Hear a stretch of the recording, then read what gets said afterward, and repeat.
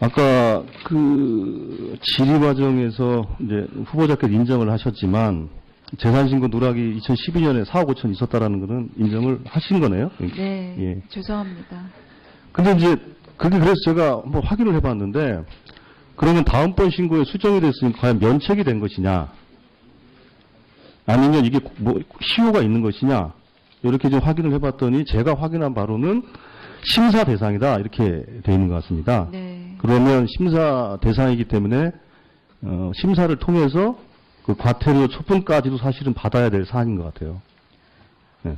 아, 제가 예, 예. 그 점은 미처. 예. 그런 문제이기 때문에 그거는 공직자윤리위원회에 네. 한번 판단을 받아봐야 될 사안이라고 생각합니다. 예.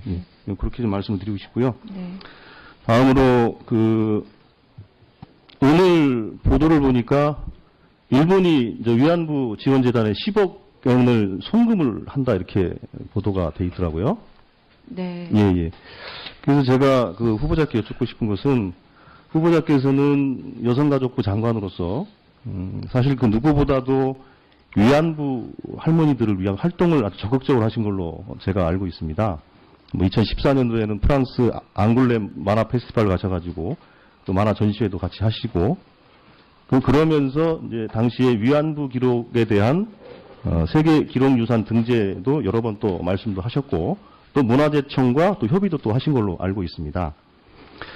그런데 문제는 지난번 한일 협약 이후로 문화재청은 이거는 민간이 해야 될 일이니까 우리는 지원할 수가 없다라고 이제 발을 빼고 있고 물론 뭐 논란이 있지만 소녀상 철거 문제가 전제 조건이 아닌가에 대한 의혹은 계속 제기되고 있고 또 일본 당국자들은 공식적으로 또 그런 발언들을 해오고 있기 때문에 이 문제에 대해서 당시 여성가족부 장관으로서 위안부 할머니에 대한 적극적인 활동을 하셨던 분으로서 이 부분에 대한 그 생각이 좀 어떠실지 좀 듣고 싶어서요.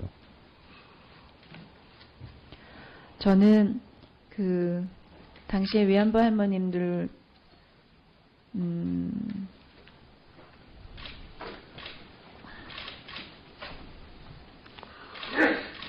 그럼 뭐 나중에 또 답변해 주시죠. 나중에 답변해 주시고요. 예. 자, 그리고 지금 장관께서 앞으로 장관이 되시면 이제 후보자로 문화체육관광 분야에 종사하시는 분들 중에 예를 들면 생활체육 지도자, 장애인 체육 지도자, 예술 강사, 스포츠 강사 등 사실은 일선에서 예술, 스포츠 지원을 하고 있는 강사, 지도자들이 상당히 있습니다. 생활체육 지도자는 뭐 2,600명, 장애인 체육 지도자 뭐 400명, 예술 강사 뭐 5천여 명, 스포츠 강사는 뭐 17,000명 이렇게 상당수의 인력들이 현장에서 예술과 스포츠 지도를 하고 있어요. 그런데 문제는 이분들에 대한 처우가 너무 열악하다는 겁니다. 혹시 그 후보자께서는 청문회를 준비하시면서 혹시 이분들의 그 처우에 대해서 한번 공부를 하신 게 있는지요? 예. 예, 그 현재 처우가 처음 제도를 시작했을 때에 비해서 나아지지 않고 있다는 점에 대해서 설명을 들었습니다. 예. 그래서 후보자께서는 그렇다면 그럼 처우 개선을 위해서 제도 개선, 뭐 예산 확보 등을 포함해서 어떠한 생각을 갖고 계신지에 대해서 한번 생각을 좀 밝혀주셨으면 좋겠습니다. 예, 그 이번에도 예술 강사의 처우 개선을 위해서 재정을 조금 더 확대하는 부분에 관해서 부처에서 논의를 한 것으로 알고 있는데 그 점은 인상을 하지를 못한 것으로 알고 있습니다. 이 점은 이 문화체육부에서도 적극적으로 인상을 하고자 의지를 가지고 있었던 점인 만큼 앞으로 국회에서 무엇보다도 의원님들의 이 도움이 아주 절실한 분야인 것 같습니다. 지속적으로 이번 내년의 예산을 확정하는 과정에서 저희 부처에서도 적극적으로 의원님들과 노력을 하겠습니다. 예, 지금 그 종사자들은 근본적인 처우 개선에 대해서 요구를 하고 계신 만큼 문체부에서는 근본적인 대책을 좀 만들어 주셨으면 합니다. 그리고 좀 전에 그 안철수 의원께서도 여쭤보셨지만은 저는 문화예술진흥기금에 대해서 좀 여쭙겠습니다.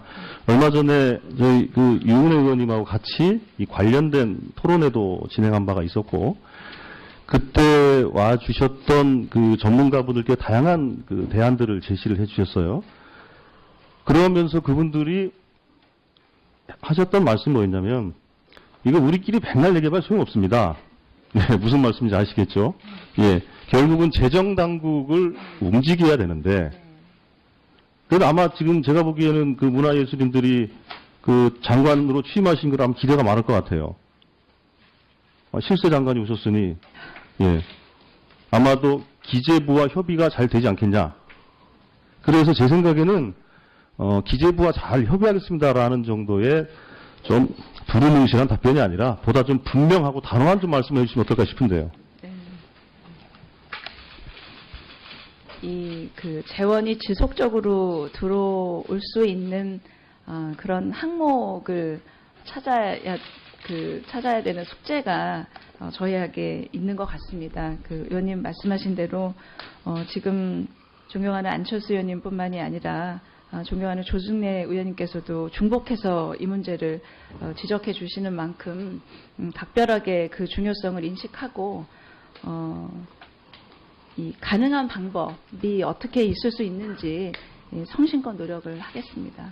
예.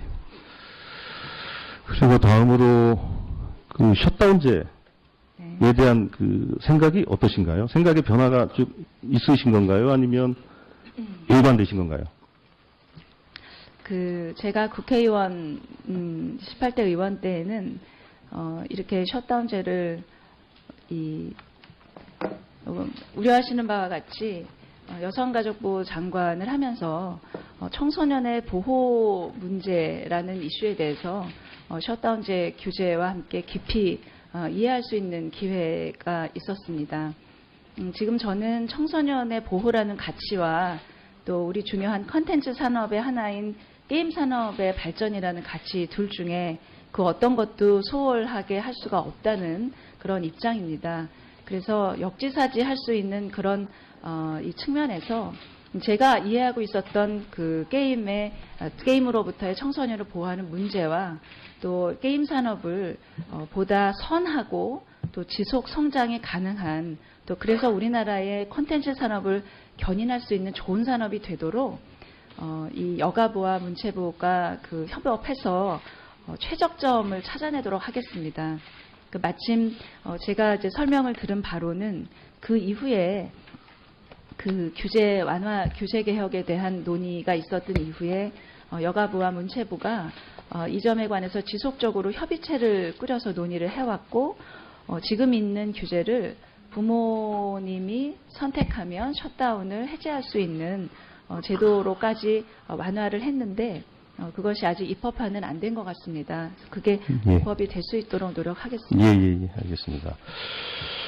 그리고 저희들 교문위에서 지난번에 역사교과서 관련해서 논쟁을 하면서 그때 나왔던 얘기 중에 가장 중요한 포인트 중에 하나가 그 예비비로 정부 광고를 집행하는 것, 그러면서도 언론진흥재단을 통하지 않고 직거래를 했다라는 것에 대해서 사실은 얘기가 많이 있었습니다. 저희들이 그 후보자께 서면 질의를 통해서 받은 답변으로는 직거래를 방지하는 벌칙 규정이 없어서 실질적인 제재가 어려운 상황이다. 그래서 훈령을 법률로 좀 격상시키는 것도 좀 필요한 것 같다라는 의견을 주셨는데, 이 의견 그대로신가요? 예, 그 문체부에서 견지하고 있었던 의견을 설명을 들었고, 그렇게 설명을 들은 바를 바탕으로 서면에 질의를 했습니다. 예. 그리고 이제 시간이 마무리하면서 한 가지만 여쭤볼게요. 그 성신여대 석좌 교수로 재직을 하셨죠? 네. 예, 그게 언제부터 언제까지죠? 아마 2015년